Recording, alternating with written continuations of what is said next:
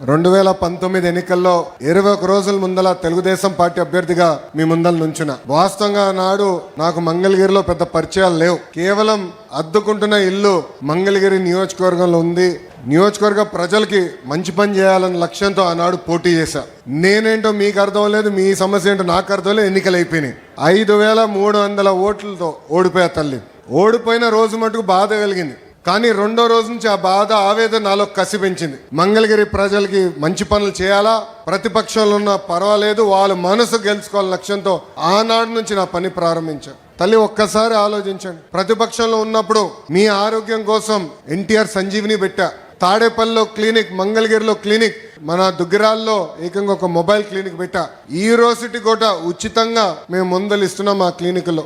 రెండోది, ఊర్లో పెళ్లి జరిగితే గౌరవంగా బట్టలు పెడుతున్నాం.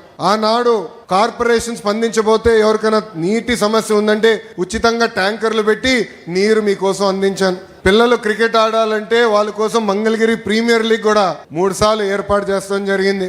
ఇంకో పక్కన మహిళలు సొంత కాళ్ళపై నిలబడాలి, కేవలం కుట్టు నేర్పిస్తే కాదు, ఉచితంగా మెషిన్ అందజేసి అవసరమైన పని కూడా ఈరోజు తెలుగుదేశం పార్టీ మీకు కల్పిస్తుంది. తల్లి, ఇలా 26 సంక్షేమ అభివృద్ధి కార్యక్రమాలు మీకోసం చేశా.